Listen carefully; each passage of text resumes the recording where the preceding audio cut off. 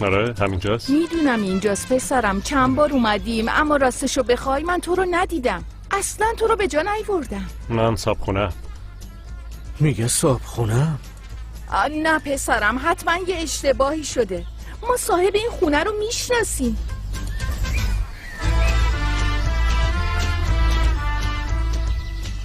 ببخشین شما با کی کار داشتین؟ دمیر کیه؟ لروکس. مامان. بابا آی باورم نمیشه برای صابون خودتون رو رسوندین. وای مامان چقدر دلم برای تنگ شده بود. چه خوب که اومدین. سورپرایز هم کردین. بیاین تو دیگه، دم در نمونین مامان. بیاین تو مامان جان، بیا تو. مامان تو برو، ما الان میایم.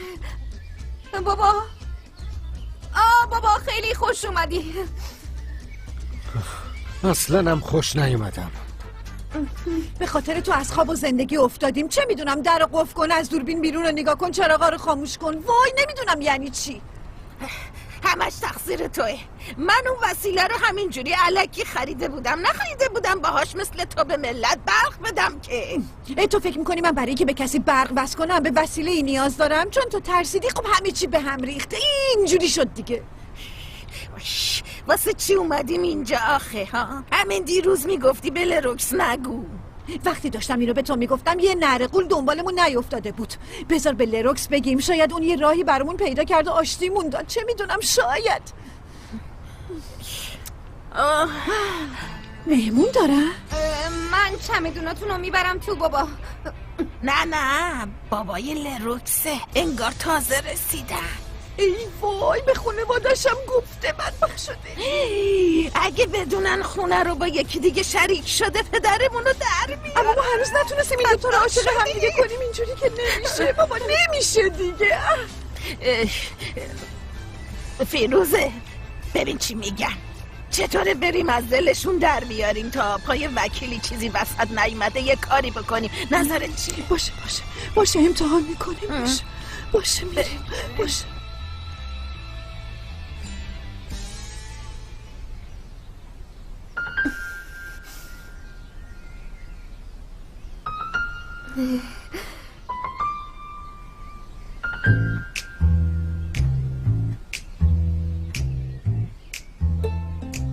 من یه چای براتون دم کنم، بعدش هم صابونه حاضره. تخم مرغ؟ آب پس میخورین یا املت؟ وای چرا میپرسم؟ خب هر دوتاشم درست میکنم دیگه. مامان اگه میخوای دست رو تو بشوری برات حوله تمیز بیارم. بابا جون تو هم لباساتو عوض کن، راحت باش. من میرم چمدوناتو رو بیارم. دخترم دست از این کارا بردار. ما نیازی به چای و تخم مرغت نداریم، فقط ازت توضیح میخوایم. حق داریم قربان. خوش اومدین. من دمیر ارندیل هستم. منم سمیحم، بابای لروکس. اومدیم خونه دخترمون، در زدیم، شما در باز کردین و میگین صاحبخونه هستین. ما الان از این حرفتون چی دستگیرمون میشه؟ بابا جون من توضیح میدم، البته که توضیح میدم، اما بذار قبلش برات یه آبی چیزی بیارم. دخترم آبینا رو بی خیال، برو بشین اونجا.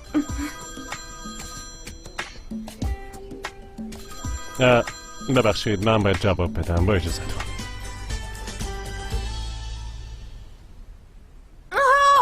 من یادم رفته سکیزو ببندم. دیروز رفته بود تو حیاط همسایه، همه گلاشونو خورده بود. برم تا دوباره مشکلی پیش نیومده. دخترم اونو بی خیال، بعداً میبندیش. بیا توضیح بده. باشه بابا جون باشه، الان میام، همین الان میام. دخترم خدایا چی کار کنم اینجا؟ چه خبره؟ به دخترم زنگ میزنم یه پسر مست جواب میده، میام خونش در میزنم یه پسر دیگه در رو باز میکنه. خدا سمیح جان عصبانی نشو، ببین باز فشارت میره بالا ها. الان میاد توضیح میده، نگران نباش. قرص فشار من کجاست؟ الان پیداش بدش به من برم برات آب بیارم. باشه از خانم، وقتی اومدم بررسیشون میکنم. تو رو خدا هیچی بهشون نگو، باور کن نمیدونستم میخوان بیان، تازه باشون حرف زده بودم، اصلا همچین قصدی نداشتم. ببین اگه فکر کردی با دعوت کردن مامانتینو میتونی تو موضوع خونه به امرو دست بزنی اشتباه. نه همچین چیزی نیست، من چیزی بهشون نگفتم، نمیخوامم بدونم. دمیر خواهش میکنم بهشون باشه من بهشون نمیگم. وقتی ازمون پرسیدن چرا دارین توی خونه زندگی میکنین، تو چی میخوای بهشون جواب بدی؟ نمیدونم، فکرم کار نمیکنه. توی یه خلای خیلی بزرگ گیر کردم.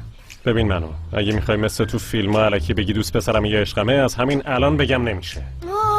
فکر خوبیه، واقعا فکر خوبیه. ببینم تو دیوونه شدی؟ من برم به اونا بگم با دوست پسرم تو یه خونه زندگی میکنم، هر دوتامونو میکشن. نه نمیتونم دروغ بگم، نقشم بازی نمیکنم. باید بری بهشون حقیقتو بگی. ببین این مشکل با تو نتونستم حل کنم، شاید بتونم بخوام. واقعا وقتی من نقش بازی کردم این حرفا رو نزدم بهت. دمیر لطفا، اگه مامانم اینو قضیه خونه رو بفهمن ناراحت میشن، اعتمادشون رو بهم از دست میدن. چرا باید اعتمادشون رو از دست بدن؟ مگه عمدن با همین خونه؟ نه اونجوری نیست، تو هیچی نمیدونی. لیروکس برو کنار. دمیر ببین دمیر، بابام چند سال پیش سکته قلبی کرده. نباید ناراحت و عصبانی بشه.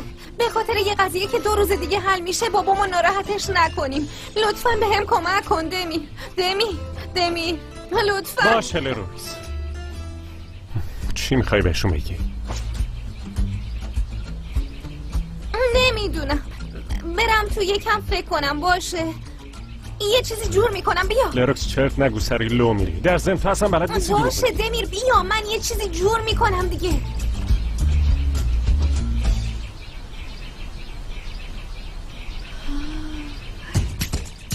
ببین چه فرصتی گیرمون اومد لیلا.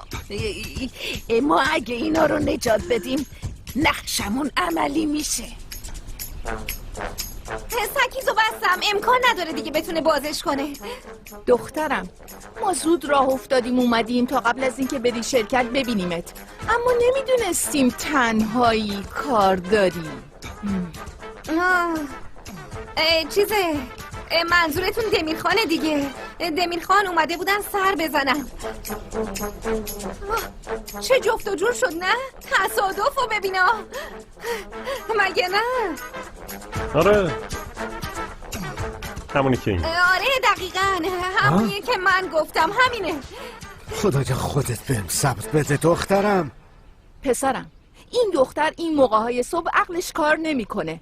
تو تعریف کن کی هستی، خانوادت کیه، این وقت صبح اینجا چی کار داری؟ زود باش پسرم، همه چی رو و راست بگو.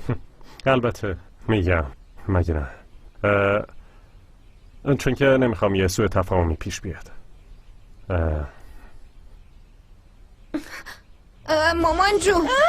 آی آی آی آی آی وای خانواده لروکس جون سلام. بله شما برم عزیزتون. ممنونم شما خوبی؟ سلام، من پیروزم خواهر لیلا. همیشه از شما تعریف میشنیدم، همیشه از شما حرف میزدن. وای امروز همش داره سورپرایز پیش میاد. وای دمیر جونم. دمیر عزیزم چه کار خوبی کردی، به لروکس سر زدی. نفهمیدم. دمیر برادرزاده ماست، پسر برادرمونه، تازه از ژاپن اومده. اوی عزیز دل آی قربونت برم قربونت برم فدات بشم. قربونت برم. آی همش قربونش میریم. آره خیلی بانمکن مگه نه ماما؟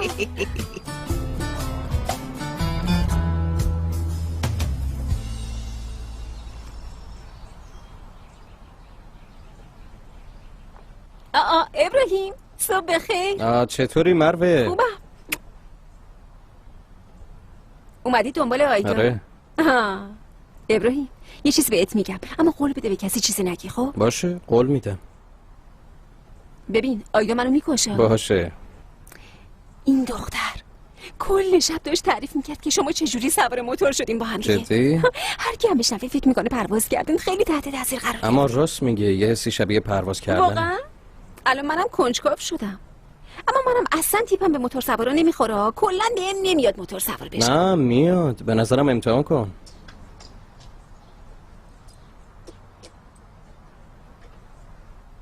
های های، اینجا چه خبره؟ مروه جون داری چی کار میکنی؟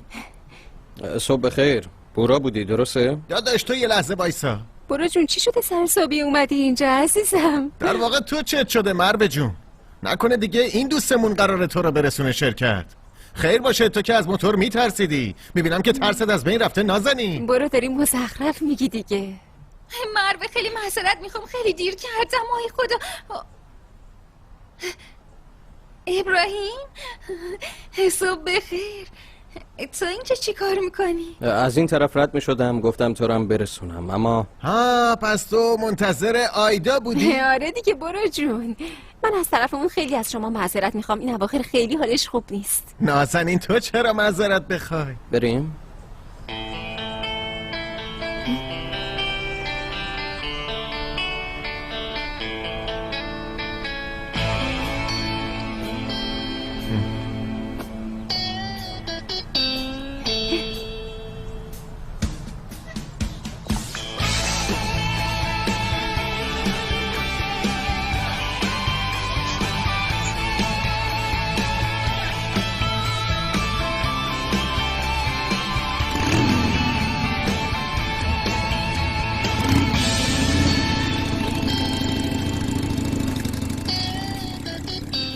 داره قیافه میگیره؟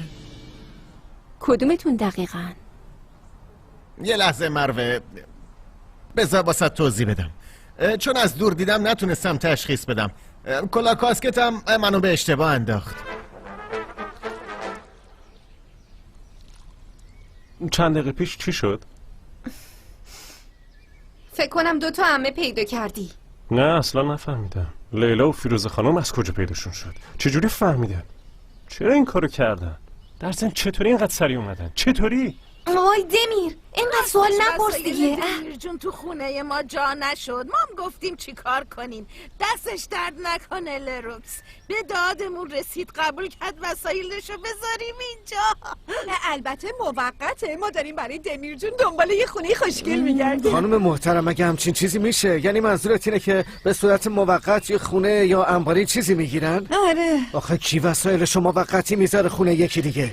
وای سمی خان، نمیدونین چند تا انبار دیدین، نمیدونین چیا دیدین. یعنی موشا از یه طرف، تیکه چوبا از یه طرف دیگه، رطوبت هم از یه طرف دیگه. گفتیم وسایلای بچه‌مون میپوسه. پس کاشکی موقتی یه خونه میگرفتین لیلا خانم.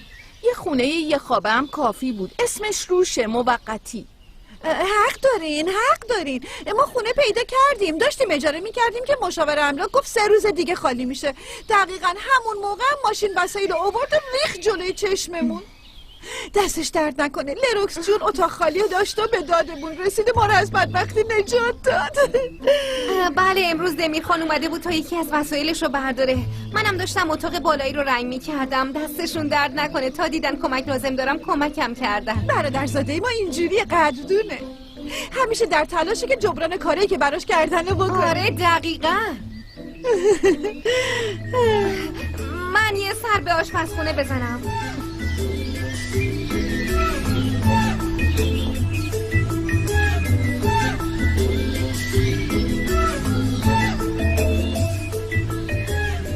مشکل حل شد، همه چی رو توضیح دادیم، حتی شاهدم داریم.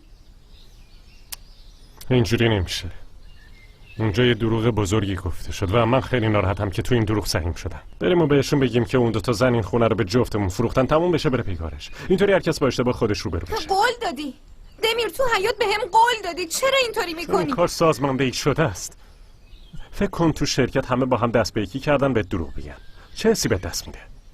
آره متوجهم که وضعیت خوبی نیست، اما به تو گفته بودم که قلب بابای تو وقتی بفهمه تو بهش دروغ گفتی بیشتر میشکنه. تو تا حالا مامان باباتو ناامید کردی؟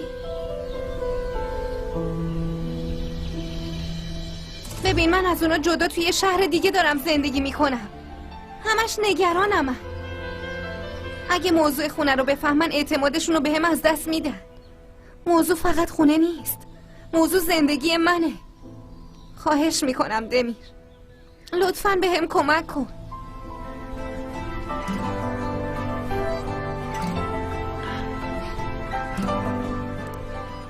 میرم لباسم عوض کنم برم. ممنونم ازت.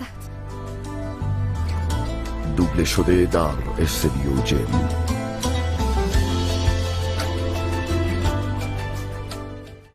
در ضمن به ما میگی که تو ژاپن چی کارا کردی و کی میخوای بری خونه جدیدت مگه نه؟ به خاطر قهوه ممنونم. بازم میام پیشت. آلارا. چرا اتاق به همچین آدمایی اجاره میدی و آسایشتو سلب میکنی؟ تو اصلا همچین کارایی نمیکردی.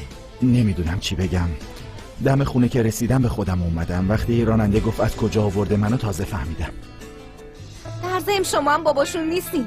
لزومی نداره هرچی اون خواست رو انجام بدی. یعنی به خاطر دعوای زنونتون من از پروژه ایلدیریم خان حذف شدم؟ در ضمن من اون مناقصه رو گرفتم. چرا دارین کل پروژه رو میدین به این خانم؟ شاید چون یه خورده بی‌مسئولیتی. من که عذرخواهی کردم. چرا هنوز کشش با میدین؟ عذرخواهی تو هیچی درست نمیشه. کافیه. بیا ببین چمدونشو باز نکرده. دیدی خیالت راحت شد؟ تا این وسایل اینجا خیالم راحت نمیشه.